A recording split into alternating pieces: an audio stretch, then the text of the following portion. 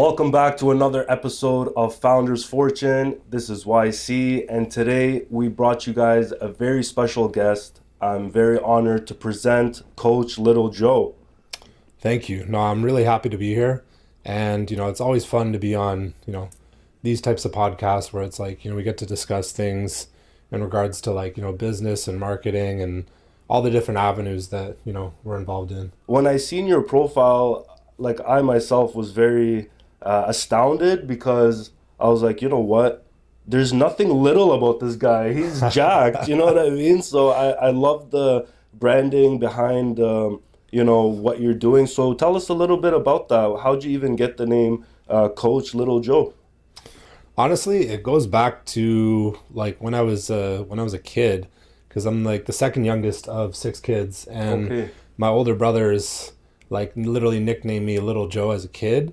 And then as I got older and got into bodybuilding, then like my friends like continued with that nickname and would call me Little Joe. So then when I got into, the coaching side of things, I was like, I'm going to run with this. I'm like, Coach Little Joe. I'm like, people are going to see that. They're going to see this like, bodybuilder is like huge. And they're just going to be like, that doesn't make any sense. But it gets people more interested in what you're doing because, they see you have a personality behind it. You're not just like, if you're a Coach Big Joe, that's kind of lame. You know what I mean? Because they know you're big. Yeah. You say Coach Little Joe, they're like, all right, he's got a sense of humor. That's a little more interesting. No, I could definitely see that. And it's almost like an enigma, It's like something you're not used to. It's like, here's this jacked guy and he's going by Little Joe. So, I love it. And so right now, what are you up to? Are you still coaching? Are you still competing? What are most of your activities looking like nowadays? So I retired from competing about 3 years ago now, because I got to that point in my life where it's like, I accomplished what I wanted to do as a professional bodybuilder and, being able to place well in pro shows and, pursue that avenue. And I was more interested in the business side of things and kind of pursuing that road as I got into my 30s.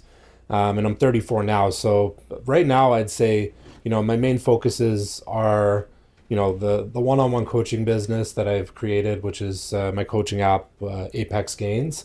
And then on the other side is, I have a school community, and then I work with a few different companies, like a peptide company and another company that's, I can't, talk about too much yet because it's like in the works, it's coming out, launching soon.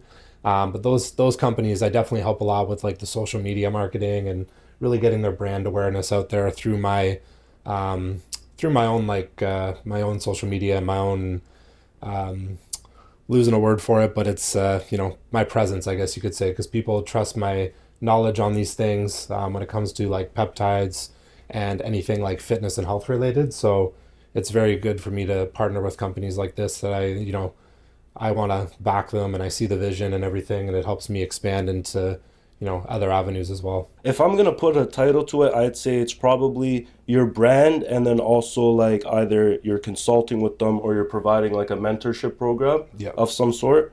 But that's kind of how I see it. But no, that's great. And then do you have like an exclusive deal with these companies, or are you working with them and then you're also open to collaborating with others as well? When it comes to like the companies like a peptide company, it's more exclusive with them because they're obviously going to be paying you to promote them directly. So I work directly with them, depending on like what the what the companies are looking for, because some people they're just looking for you to incorporate whatever their products are into your, social media content already. So there's those types of, collaborations that I'm always open to. And I don't like restrict myself to being like, just with one company in that regard. But yeah, the other companies where it's like more of an exclusive, like contract type deal, I would definitely just stick with those brands on their own. What is it exactly that you'll consult them on? Is it like, the perspective of somebody in the industry competing, how to like paint either the brand for them, or is it more like working with people that are actually competing that you want to build up their profile to get them more famous, if you want to say, or just gain traction on social media? Like what avenues do you more go into? I think the biggest thing is like helping them get traction, because I'm able to, like, for example, with peptides, it's like I'm able to talk about those like different peptides, like all the different peptides, and get my audience like understanding exactly, the benefits and everything associated with that. And then through that, they're gonna like obviously be, trusting your judgment and being like, yep, if you're looking for the best method for this, then, go to this company, go to this website, etc. So it's like I've built that trust with my audience where it's like when I talk about certain things, they're gonna, take my word for it and be obviously like gravitate towards that. And that's kind of like the biggest thing I think I bring towards them is, establishing that trust with the audience and being able to bring them the business that they're looking for, and, helping them out when it comes to like those types of ads and everything associated with that to help build that brand up. So I think that's the biggest thing that I bring to the table when it comes to like them being able to, build a brand and market is like I have that audience, I have that connection with the audience, and I'm able to incorporate whatever those, products they're trying to promote into, what I already do on social media. If someone wants to reach out to you, how does it work? Do they get like some sort of a consultation first? Do you have a program where you have other people kind of get them ready for an onboarding maybe, and then you come into the picture later? How's everything set up? Like in reference to like working with brands or like the coaching side of things? The coaching side. Coaching side. So with the coaching side, with my one-on-one business, essentially people can reach out to me. They could reach out to me via email. Email is coachlittlejoe@apexgains.ca, or through DMs. For the most part, I would say the majority of people are gonna reach out through my profile on Instagram. They end up completing like a brief online questionnaire, scheduling a consultation call. Nice. Then we kind of get into things and go over the call and just make sure that, what they're looking to accomplish and what they're looking for in a coach and everything kind of aligns with what I offer. Because I kind of like, I wouldn't say like I necessarily reject people, but it's like I do have a like more specific niche that I do work with, which is typically men that are like 35 plus, looking to optimize their hormones, get in great shape. I do also work with, competitive bodybuilders and things like that, but I've gravitated more towards like the men's health optimization kind of category as like my main focus, because I feel like that's the biggest area that I can really like help a lot of people in, especially, the majority of the clients I work with are like business owners and people in those aspects where it's like they need a, something they can fit into their lifestyle. It's not taking away from their business or family life.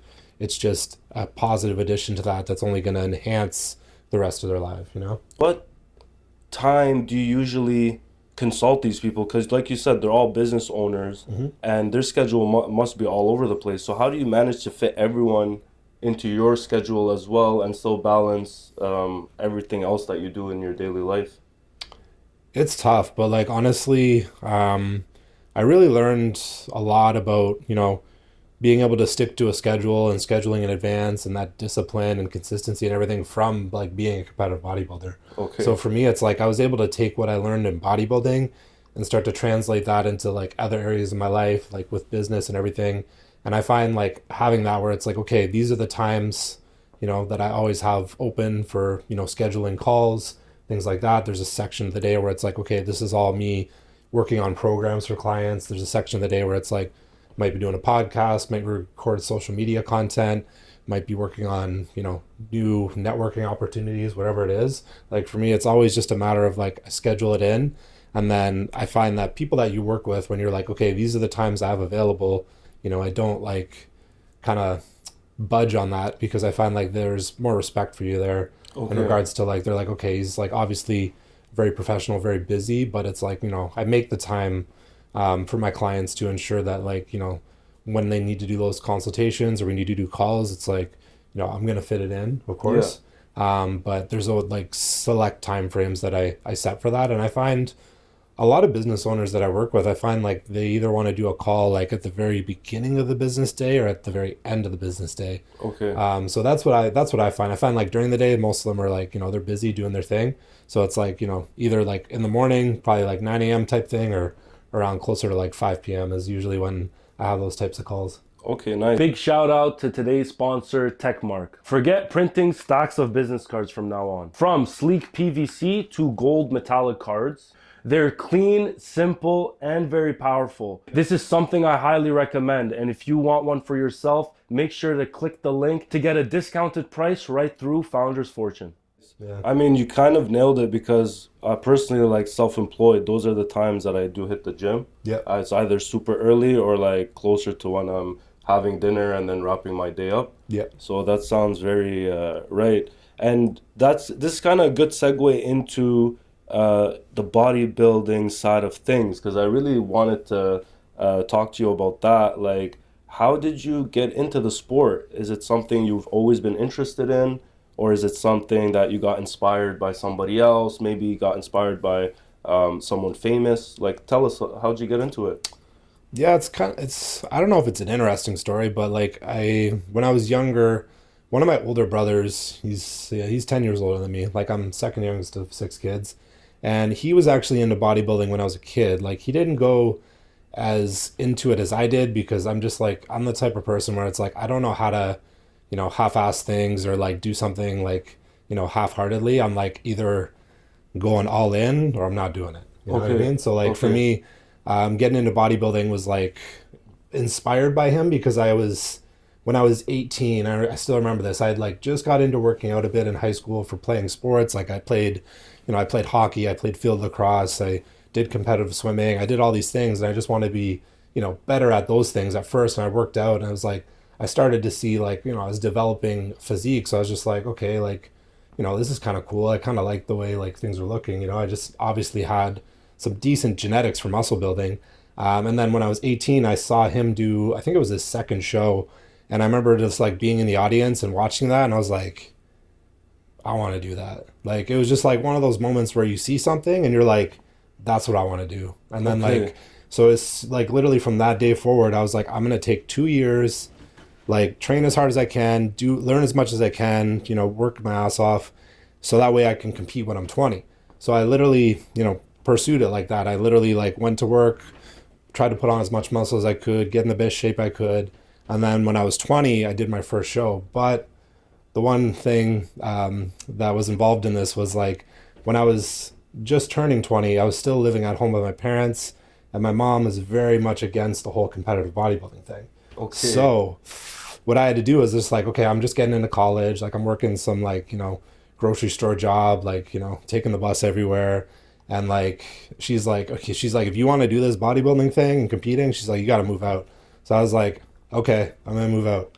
So I literally moved out on my own. I was like sleeping on an air mattress, doing all this in like a rooming house just so I could like pursue this dream, Oh, go to wow. college, work at a grocery store, walk or take the bus everywhere.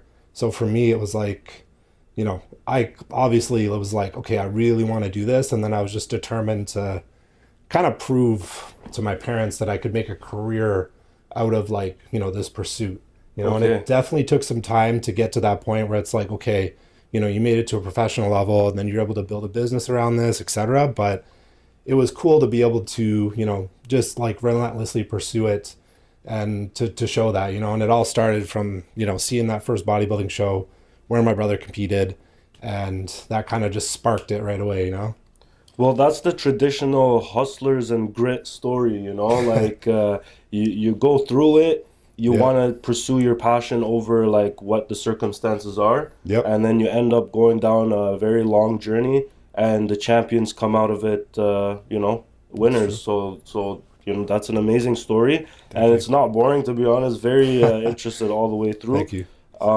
So tell me about like the tension maybe with your mother like not being okay with the sport. Like what was it? Was it the lifestyle? Was it that you were young and you were kind of like, changing so quickly, you were getting huge maybe? Like what was it? What was it that was she was fighting against? So there's definitely a few aspects that I know she was very much against. So just to give a little background there, like my mom, like I was raised Catholic. My mom was very religious, very strict upbringing in that sense. So she, she sees like a sport like bodybuilding as like very selfish, very self-absorbed. Okay. And then obviously the other side of it where there's the involvement of like performance enhancing drugs, which she's obviously not going to be for that. And she knows that's involved because like my brother competed, but I also had a couple of cousins that competed. And my cousins were probably the worst example for this because they competed, but they're very much into the party lifestyle too. So it's like she kind of saw me pursuing this and thought I just wanted to get jacked so I could go out and party and do all these crazy things. But I like didn't care about partying. Like when I was in college, man, I think I went to like one party. I didn't care about that. I was just literally like, I just want to eat, sleep, train, go to school, go to work. I was like, I don't care about anything else. So I think she saw it as like, I was just trying to pursue, a very detrimental negative path. And she hadn't seen my cousins or my brother have any success with this. But I think she didn't realize that I was like the craziest one who's like The one percenter. literally the one who's just like, I'm like, nah, I'm going to do it, man. Like, it's like, as soon as I like knew I wanted to do it, it was like, I don't care if it takes me like 10 years, whatever. I was like, I'm going to get to that point where, she's going to maybe not support it, but she's not going to be so against it. Yeah, and she'll make sense of it. It'll all come Exactly. together And I was able to do that because like I got to a point where, I was competing as a pro and like she actually gained some interest in it where she would like ask me like, oh, when's your next competition? Things like that. So it was like, for me, that was huge because I'm like, wow, she actually, sees what I'm doing and sees that I'm doing well at it. And, kind of like, even though she's not in agreement with it, she's like, I can see that you're doing well at this. And like, it's not so negative, towards your whole life and everything. So I think, for me, that was huge. It was almost bigger than accomplishing the goal itself to see that like, she was indirectly being, supportive towards it.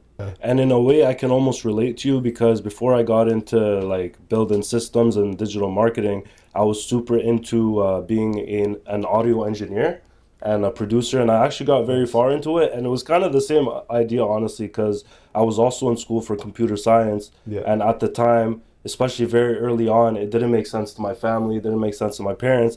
They're like, why are you putting so much time into this?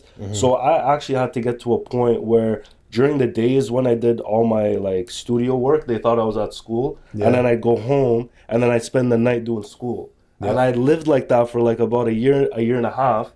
And they didn't even know until I gained crazy. enough success that I'm just like, yeah, well, here's PayPal invoices. Look, I'm making money. Yeah. And, they had no choice. Like, they're like, okay, it's worked, right? Yeah. So I can definitely, like, see, the struggle in just doing the thing that you want to do that you think you'll be successful in. Because the pushback is not just self-discipline sometimes. It's not just a matter of, the thing itself. It's also dealing with life, having people be on board or, creating a support system that will fund you financially, that will be there for you, emotionally as well. So some people have it good in that aspect and they don't even see it. So if that's something that you have in your life, don't take that for granted, No, not at all.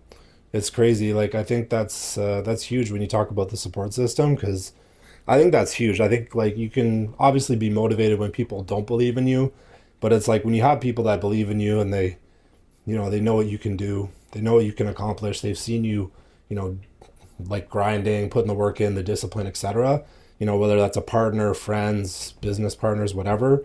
I think that makes a huge difference too, because that's a driving force where you're like, wow, people actually, believe I could do this. Like that's a huge driving force. And like for me, like I have a great like fiance who's like super supportive of like everything, I do business wise and everything. And it's like, it's great to have that backing because it's like, I know that, she's there to help me and like even gives me ideas, things like that too, Nice, which is nice. is huge, man. Like to have that kind of support system, I find for me at this point in my life is huge because Of it's like course. you only have so many hours in the day, so it's like having that makes a huge difference. 100%. And it really comes down to the basics. That's what I find. Like, you spend all day on your business, on the schedule you're talking about, and then you come home and you realize, oh, I got to do the dishes. Oh my God, I don't have laundry. Like, it's just like these small things. If you have someone helping you out, like it really goes far being in this space. You know what I mean? Because you have to, like, that has to get done regardless. So if you're doing it for yourself, that's time that you could put into your craft that puts you ahead. You know what I mean? So for entrepreneurs, everything matters, Hmm. and that's why having the support system is huge. So you brought up fiance. Are you planning to get married soon, or what's the situation going on there? Yeah, no, we're getting married pretty soon, actually. It's going to be in September. Oh, Um, congratulations! That's Thank you. amazing. No, That's thank you so amazing. much. Yeah, we've been together for 6 years, man. Like, we started dating literally just before COVID hit. So it was like Okay. we literally ended up hanging out all the time because you can't go do anything. Yeah, there you So we got, go. yeah, we got to know each other really well, really quick, and like, it's just been, progressing with our lives together. And it's like, you're mentioning that about like, it's like the laundry and all these things, and it's like, we have a great, I think, system where it's just like, I'm gonna make sure that you have everything you need in regards to like, all your necessities, everything you need. It's like I'm willing to take care of the financial side of things, and it's like Hmm. you help me out with like the business side of things, the home side of things, with all those like things that need to be taken care of. And it's just like it's a great partnership to like be able to grow together and build a life together. And when you're both on the same page like that, it's like I definitely couldn't do everything I do like without her help. The partnership, it needs to make sense, and communication is also key. So if you have Hmm. that agreement Yep. in which, like, because sometimes what I find happens is like two people are trying to do the same role. You know Yeah. what I mean? So you end up stepping on each other's feet. Then there's the whole other side of things that are not getting done, and then that's where things clash. Yep. So definitely, like, communicating with each other and knowing in agreement like what is happening in the arrangement is huge. And even in business, same thing as well. Like when you deal with your partnerships, or even some of the deals that you have, like how do you negotiate that deal? Is it something that someone offers at first, or is it something that you would propose, or it's just per deal? Like it's different for every deal. Do you want to boost your business's online presence? Well, at Maple Media, we offer custom content creation packages from 15 to 30 reels a month. These reels are designed to grow your brand. And the best part, we handle everything from scripting to filming to post-production. We have you fully covered. If this sounds good to you, make sure you click the link in the description below to book your consultation. I think it does depend on the deal, but I would say like in regards to like some of the companies that I work with, like I found like, they're coming to me with like respectable offers where it's like, okay, this is like close to what I would want and it's easy to kind of negotiate the terms versus like the people who are trying to like, they see you have like, 100K followers or whatever, and they're like, oh, I want to use this guy and like see like I can get him for the minimum. It's like those types of people I like tell them right off the bat. I'm like, look, this is, the this is what I want. I'm like, if we can't come to like terms on that, then it's probably not going to happen. And the thing that I've noticed is the people that come to you like kind of like I would say more respectfully, like they're offering you something that's like more fair to what you deserve. They're people that end up being like good, becoming good friends because you just see things in a different light, and you obviously have that business connection, but then they end up building a friendship. And I think the people that I have the best partnerships with are the ones that end up becoming friends. Well, that's what it's all about. Building business is all about relationships. Hmm. And that's what ends up happening because you finish the business that you guys started off doing. Yep. And if you did good business, what ends up happening? There's more business in the mix, right? Exactly. So it's like, okay, do I go away from the person that just gave me a positive result? Or do I now double down on this person? Yeah. Because let's just say, like, you did business with that individual. Um, that maybe yielded 3 deals. Hmm. You know what I mean? So it's like if I walk away from this person right now, amazing, he gave me 3 deals. But Hmm. if I bring him into each one of those deals, and he's already proven to get me 3 deals out of each one, you know what I mean? It's Yep. just a different ball game. So when you're doing business, in my opinion, it's very important to leave a good taste in people's mouth. Hmm. Never burn a bridge because you never know when you might need that person. You never know what kind of skill set, or the biggest thing in business is who does someone know. They might be able to give you a good introduction to someone you've been trying to Exactly. get to for years. Hmm. So that's kind of where what I think about that. But for you, like building relationships, how far would you go with building a relationship with someone? Is it just helping them with their brand? Are you willing to even go and open businesses with that person if they're the right person? No, 100%. Like there's a lot of people who it's like, for example, like the one peptide company that I work with, and I'm good friends with the owner. It's called Injectify.is, like that's the website. And this brand specifically, like he's someone I've known for a few years.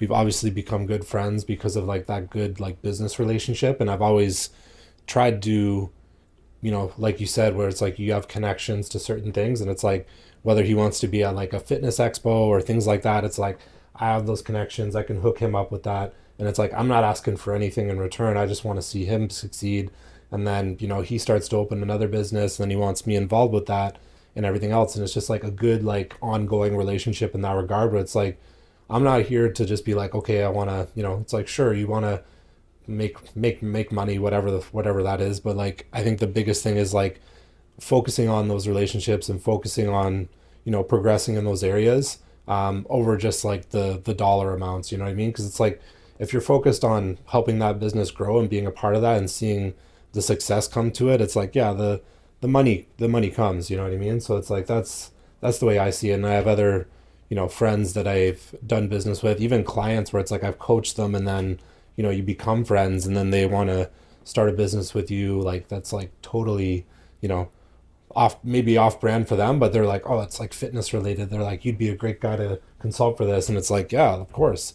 And those are the kind of partnerships and relationships I try to like really kind of like foster and build and everything like that. And I feel like that's like something that I've learned a lot more to like nurture and pursue as I've gotten older, and especially since I've gotten out of the bodybuilding realm. Okay. So there you have it, guys. That's a little bit about Coach Little Joe, what he's doing, his philosophies on business, and we'll be right back with you guys with the second half. Stay tuned. Are you a local business in North America looking to grow? Maple Media is offering free business audits today. We're going to dive deep into your current strategy, offer you personalized resources, and show you how to reach the next level. Book your free call today. Link is in the description below. And we're back. Thanks again for tuning in. And I want to get more into some controversial topics around bodybuilding. So, do you think that someone can actually win a competition without using any sort of sports enhancing drugs, more known for people as like steroids, those kind of things? Is that something someone can actually compete and win against other people that are using steroids? Is that something that's possible, or you don't think so? You have to use it if you want to compete. When it comes to like the use of like steroids and things like that, it's definitely, it's very prevalent in bodybuilding, obviously. Like, that's the first thing people say as soon as they see a crazy physique is like, oh, that guy takes steroids, it's cheating, whatever.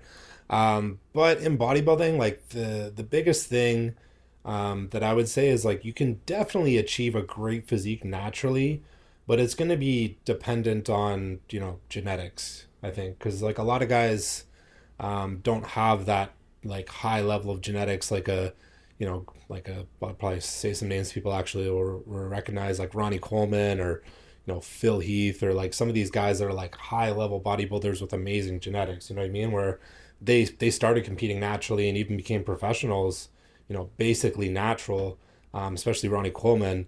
So I think if you're genetically gifted enough and you work your ass off, you could definitely do it naturally, but What is genetically gifted? Is that like more testosterone? Is that, tall and the ability to build wide muscle, like genetically, not something that you have to push? Like, what is the genetic side of that? I would say it's just like somebody who responds well to building muscle tissue and has a gifted like structure, like their body is like structured to like carry a substantial amount of muscle tissue, or just naturally. Like you'd see guys, for example, specifically like I would say like African Americans, like they just naturally have like rounder muscle bellies. They're leaner, and like you'll see guys that are like, they might be a basketball player or something. You're just like, man, this guy doesn't even work out, and he has like crazy shoulders, crazy arms, and like I'll be the first one to say it. Like my fiance is Haitian, and like she does not work out her upper body, and she has like pretty jacked shoulders and arms. You know what I mean? Like just Yeah, naturally, like yeah. doesn't work it out, just naturally has that, and like it's just like that's just like a gifted thing where it's like if someone like that gets into bodybuilding, it's like game over. Game over. And then if they use performance enhancers, it's like game over. And that's when people think, for example, like they see someone with this crazy physique and they're like, oh, they must be taking the craziest amount of drugs to look like that. And it's like they're probably taking less than the average person who uses any type of steroids, but it's just like their body is just built for this. You know what I mean? Okay. So having a good frame. Yeah, having a good like frame and a good and good like people say good genetics for building muscle and like the physique structure that's required to be successful, which is like kind of like an X frame where it's like you have smaller hips, wider clavicles, and those like rounder muscle bellies and things like that. So it's like you create more of an illusion when you're on a bodybuilding stage that way because it's all about creating that illusion and presenting your physique a certain way. So Yeah. I definitely think people can be very successful naturally, but once you get to the professional level and you want to be in that upper echelon, like It's almost something you it's need, huh? it's almost inevitable. Like Yeah. in every single sport, like there's things like that involved at a high level. These people are getting paid well. They're competing for like high accolades, whether it's in bodybuilding, the Mr. Olympia or other sports. We have like the Super Bowl and all these other things. People are going to do whatever it takes to To get the win. edge. Yeah. So not that I'm going to do it myself, but I've always wondered how does one, take steroids? Is it something that you have to do on a schedule? Is it something that you have to like because there's always the whole stereotype like, oh, you have to inject it. Well, is it something you have to inject? Is it something you can take maybe as a pill? Like how does steroids even work? Well, there's a lot of different like steroids. There's oral steroids, which are usually like a tablet form. Then there's the injectable forms, which are usually going to be more potent if someone injects versus just taking tablets. The tablets are more like I would say like there's various types you can take, but a lot of people who are either they're either scared to inject or they just want more of like a quick acting type result. Mm-hmm. They would lean more towards the tablets. But when it comes to like the use of it, a lot of people will do what's called cycles. So they'll say they're preparing for a competition, they might go on a cycle for 16 weeks before the competition to lead into that competition and peak their body for that. And then in between, when they're prepping and going into an off season, then they would take a break where it's like, okay, I'm gonna have this period of time where I'm not doing this, giving my body that break. Then they'll do things like check their blood work, make sure things are okay, and then they can pursue it again. And that's kind of part of what I do as a coach, where it's like I'm helping these people to understand their blood work, read it, make sure things are in good standing, and then I help them when it comes to like what I would recommend in regards to like the certain anabolic steroids and other performance enhancing drugs that would be beneficial for them. Okay. Whether that's obviously for a competitive bodybuilder or for someone who's more so just looking to optimize their hormones with things like testosterone replacement therapy and so on, because that's a very popular thing these days with people who struggle with hormone levels that are not like optimal for just everyday life. Like steroids itself, does it give you like any sort of quote unquote high? Why is it considered a drug? Because there's things out there, supplements, maybe the IV drip, why is steroids classified as a drug? Is there like a side effect that might get you high? I heard like it breaks you out, for example. It helps you break out or whatever. Like what are side effects if there are any? Well, there's definitely side effects when it comes to steroids, and I think the biggest thing when it comes to side effects is that people are either one, they're abusing things, and then their hormones. Like for example, if someone takes an excessive amount of testosterone and they're not doing anything to counteract the fluctuations that can happen. So, for example, if you take any dosage of testosterone, your estrogen levels are naturally going to increase when you increase your testosterone, right? So it's like Okay. you need to do something to help counteract that to keep that estrogen in a quote unquote normal range, so you don't get these adverse side effects, whether it's acne or like nipple sensitivity, things like that, where it's like, something's out of whack or you get mood swings, etc. And a lot of that is just from fluctuations in hormones. And, there can be some, depending on like the types of anabolics you use, like there's some that are very harsh on your body, and some people will want to use those because it's like, oh, I can get crazy results, but then like the side effects can be crazy too, and it's like Yeah, some of them yeah. have like a neurological impact where it's like it can, cause mood swings, it can make you be aggressive, it can make you be a little more even like sad. It just like causes these fluctuations where if you know how to approach things and do things in a, I'd say a safer manner, in a more effective manner, Yeah. then you can avoid a lot of those side effects that people, tend to think about, like the acne and things like that. They can definitely be avoided if with the right approach. What's up, everyone? This is Coach Little Joe. If you want to work with me and be part of my community, then check out Apex Performance Labs, where you can learn about performance enhancing drugs, you can learn about training, nutrition, and hormone optimization all in one place directly with me and my entire community. Click the link below and I'll see you there. And then like towards the performance, like do you have to stop taking these drugs or do you take it all the way through? And also like walk me through leading up to a performance actually, now that we're on the topic. It's like take me all the way from the beginning. Like the moment that you decided you wanted to compete all the way to the competition. And you don't have to tell me maybe micro steps, but just like the arrows, like, first I had to put on the weight, then I had to cut the weight, then I had to get myself to a certain amount, for example, and then so forth. So how does that look like? Yeah, so basically, there's two main phases for especially like a bodybuilder if they want to be competitive. Like there's going to be what they call an off season where they're focused on like building, gaining weight, eating in a calorie surplus. They will probably incorporate a very basic cycle that incorporates things like testosterone and other things to try and help them grow more and build that physique. And then there's the contest prep phase. So they'll, depending on, they could be at various levels. They could just be at like doing a local show, be at the very beginner level. They could be at the national level. They could be at the professional level. And essentially it's like you're going to pick a show date and then you're going to make sure you have enough time to prepare for that. So typically, like you'd see people prep for a show anywhere from 12 weeks to 20 weeks, I would say, depending on the body composition they have. Because like some guys get a little fluffier in the off season, some guys stay leaner. So if you stay leaner, usually it means your preparation time is going to be shorter. Okay. And then, yeah, the difference is the biggest difference going into a contest prep is you're doing all the same things that you've been doing. It's like sticking to, a nutrition plan, getting your training in, following a strict like regime with supplements and just like daily like recovery and sleep and your whole schedule. And then obviously there's like the PED side of things where in an off season, I feel like it's more basic. When you get into a contest prep, it's a little more elaborate. As someone gets closer to a show, they're going to incorporate more things to help with sustaining muscle tissue, burning fat, etc.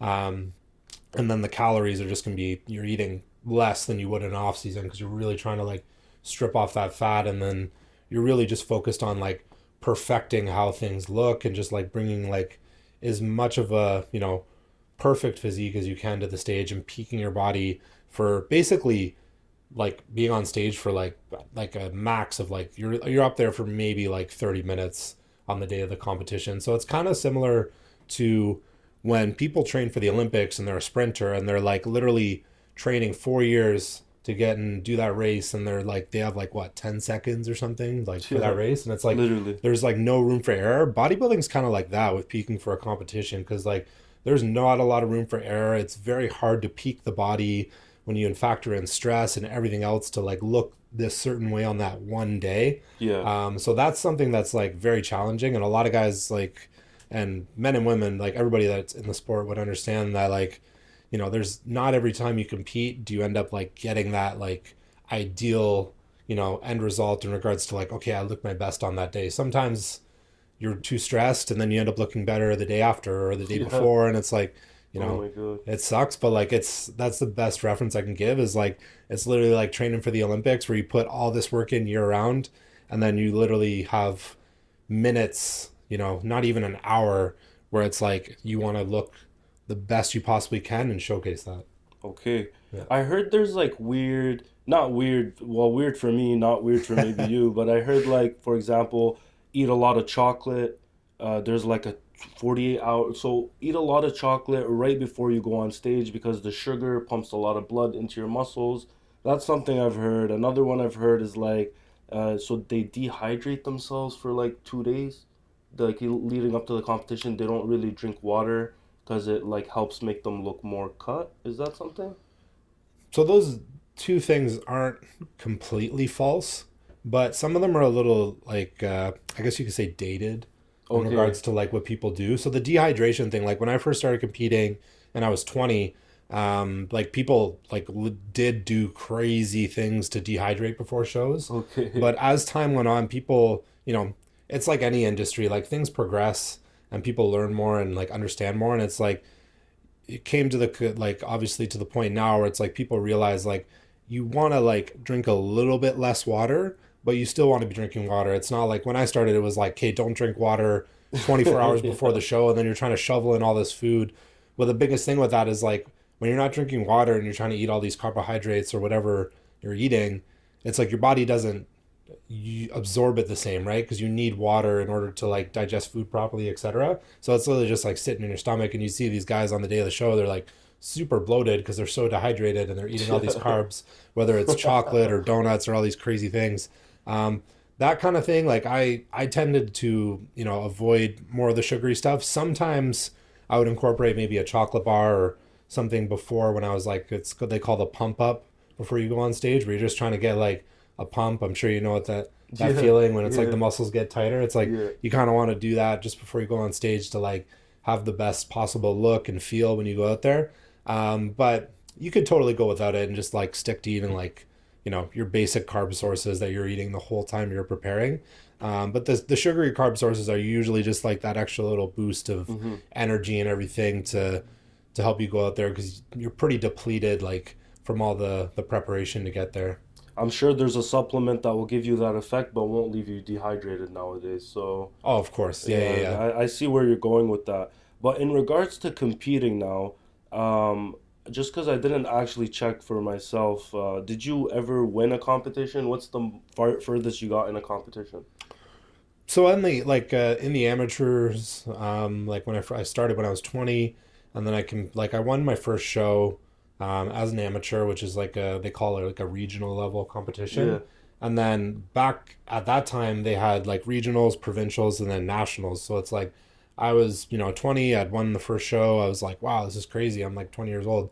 Then I went to provincials and I competed just in the men's open. So it's like men, guys that have been training for years, etc. And like I was able to place in the top three. Okay, wow. Then I went to my first nationals. I got destroyed because I wasn't ready for that level. But I What does eventually that level look like? The jump from provincial to national. What's the biggest thing you notice in terms of jump?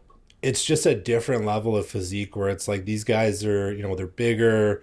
They have more what they call like muscle maturity. So it's like the muscle has more density to it, Hmm. more detail, things like that, where it's like the only way to get that is just like years of training. You know what I mean? Okay. Like it's not something where you could just like train for a year and look like that. It's like, nah, man, you got to train for like bare minimum like 5, 6, 7 years to get to that kind of point. Okay. And so that's like what I had realized is like, okay, I needed to put on the muscle tissue, but I also just needed the time. So for me, it took me about in total 7 years to win my pro card. And essentially, what like winning your pro card is you're either winning an international or national amateur competition where they award a pro card for the overall winner. So I had to win not only my weight class, which was super heavyweight bodybuilding, I had to beat every winner of every other weight class Oh my in the God. country to win that pro card, right? So I did that when I was 27. And it was funny because going into that season, actually, I told myself, I'm like, if I don't win, I'm done with this. Like, I'm done doing this. Like, Oh I'm my not going to God. compete anymore. So I gave myself that like target on my own back where I was like, okay, if you don't win this, you're done. And so I think that kind of helped me get to that next level with my physique. And then from there, like I won my pro card and they actually had a pro show the exact same weekend at the exact same venue. So I jumped in the pro show and I placed fourth, which, for just turning professional to be able to place fourth in a pro show right away was pretty damn good. Yeah, Um, I no was, doubt. yeah, like I was never able to win a pro show, but there was definitely a couple shows I did where I definitely thought I could have won or could have placed a lot better and been in that top two spot. You So know, but how does it's the judging go? Is it like, do you think there's any rigging involved, or is it just perspective? Like, this is something tough. Like, I see someone, someone else sees somebody else. Like, how do you quantify that? How do you objectify somebody's physique? it's tough, man. Like honestly, bodybuilding is very subjective, so the judges are kind of, they're gonna gravitate. Like there's certain criteria they're looking at. Like okay, is their physique symmetrical? The level of muscularity, the level like their body composition, their presentation, their tan is factored into that. Like there's so many factors into that, but at the same time, it's preference. So it's like if they like a certain physique, like some judges would be like, oh, that guy's like a freak, like the muscularity is crazy. Another guy might like the more aesthetic look, So it's Mm-hmm. like So it's it's it's a bit of preference, preference, preference. and there's also a bit of like political aspect of things, which is Okay. like, now that I don't compete, I don't care to say this, but it's like there's definitely politics involved in bodybuilding, like other sports, where it's like, the people who are, more popular, like you'll see influencers and things like that with huge followings, they'll get a better look in a competition or potentially a better placing over someone else who looks just as good just because of the name and everything surrounding them, because it brings more eyes to the sport, brings more money to the sport, things like that. So it's like I understand why, and it's I'd been in positions like that when I went into the pro ranks where it's like I went into some of these competitions and ended up getting a placing where I felt like I should have been in a higher spot, but they were like picking the people that are more popular to win those shows, which is at the end of the day, I never, complained. I never talked shit on social media, did any of that stuff because I knew that would only have a negative impact on what I was doing. And I just, kept working, and every single placing I got, like a top five or a top three in a show, like I definitely earned it because like I was not, the most popular competitor like some of the other people out there. Yeah. And it must be tough because, like you said, you work so long, Hmm. and it really just comes down to a 30-minute, like Yeah. time on the stage. So if it's kind of sad, honestly, because it is a very respected sport, and if people are gonna put in that kind of time and effort, you want to pick the person that objectively has the best physique, right? So Yeah. was that a reason that you got out of the sport? Was it due to being disappointed in this, like in this regard, or is it more that you finished your time? And even wanted to ask you, if you don't mind, just at the end of this, is what's the recovery like? Like even in terms of mobility, in terms of maintaining that kind of weight and that amount of muscle Hmm. without like competing, how has that been? Did you have to kind of shrink down to a more like sustainable size, or what's the trick? So, basically, like, essentially, what led me to stop competing was like kind of a combination of things, and some of them were, unfortunate, and I think it was like something that I had to kind of reflect on and really understand, like, what led me to this point. And like, I kind of mentioned earlier in the first segment how, like when I first got into competing, like my mom, she wasn't like supportive of it and everything like that. So like, like unfortunately, like in the last year I competed, it was like 2023, and like it was a few months after the last show I did, like she suddenly passed away. Oh my So for God, I'm me, sorry that for your was loss. that was like one of those points where I think I lost. Like I realized it kind of later, that like that was like a driving force for me. You know what I mean? Yeah. So like for me, it was like in the back of my head, I was like trying to prove her wrong, all this stuff. So it's like once I lost that, I was like, I didn't have the same driving force to want to do this. And I feel like the next year when I was like going in to try and prepare, like I just didn't have it in me anymore. It was like kind of like taken away from you. And then at the same time, my life was kind of like progressing in a different direction where I was just like, okay, I'm more focused on like, wanting to build a family, like longevity, all those things, like pursuing more business ventures. So I think I kind of just like at the same time organically was like getting away from that. And initially, bodybuilding was one of those things where it's like, I feel like a lot of guys hide behind the insecurities that they have by building such a crazy physique. Yeah. And I could admit that because I definitely was at that point. Like, nobody wants to be as big as I was just for the hell of it. You know what I mean? So it's like there's definitely insecurity involved in there. And I think I grew a lot as a person, through like when my mom passed and everything else. So it's like for me, it took me in a different direction where it's like I was like comfortable with like downsizing and losing weight and things like that because I'm like, I'm not doing these competitions anymore. I don't need to like, be doing these like heavy cycles and things like that. So it's like, I'm just going to do TRT, testosterone replacement therapy, be in good shape, pursue the business side of things, coaching people and helping other people achieve their goals. And I found like, I actually enjoyed that more than the competing itself. Like the competing side of things, the only thing I miss about it was like that driving force to go to the gym and just be like, killing it, because it's like that was my favorite part, was just like that crazy level of training. And it's like I've had to try and like replicate that and get into other things like boxing or something else to like really have that edge in the gym, because it's like now if I go to the gym to work out, I'm just like, I don't need to go as hard as I used to. Yeah. So it's like the driving force isn't the same, and that's the part I miss, like getting on stage and having a spray tan and doing all that craziness. Like honestly, I loved it when I was doing it, but like looking back on it, I'm like, man, that stuff's crazy. Like, I'm like, I definitely couldn't do that at this point in my life, but like, I'm glad that I did it because it like, it led me to where I was today. 100%, and that's a huge inspiration for everyone that's trying to get into the sport. Yeah. And I do want to say I'm very sorry for your loss. Oh, thank you. And at the end of the day, like that's the things that motivate us to do what we want to do. And the fact that you graduated out of the sport means that you found yourself, and now you're in something else that you're just as invested in. And it's all about being in the zone, because I know what that feels like when you go to the gym and like just that little build up, like from the change room to your first workout. And like, sometimes I'm off the pre-workout. I got an espresso shot earlier, so I'm just like ready to go. I just like open the gates, Yeah, man. So no, that's amazing. And I think that pretty much sums up everything that I wanted to talk about. And I did learn a lot. I learned a lot about you. I learned a lot about the sport.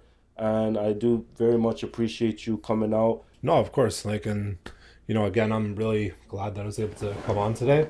Thank you so much. And yeah, if people want to reach me, they can follow me on Instagram, which is Coachlittlejoe. If they're looking for one-on-one coaching, they can check out my coaching page, which is Apex Gains Coaching, and that'll lead them towards, booking a consultation and checking out my coaching app and things like that. If they want to be a part of my school community and they're looking for more of a group environment that involves like live streams and similar information, but they like more of a group building atmosphere, they could check out my school, which is Apex Performance Labs. And yeah, in general, if you need to reach me, probably Instagram DM is the best way to get about it. Or you could email me, which is coachlittlejoe@apexgains.ca. Amazing. So thanks again for tuning in to Founders Fortune, and we'll catch you guys on the next episode.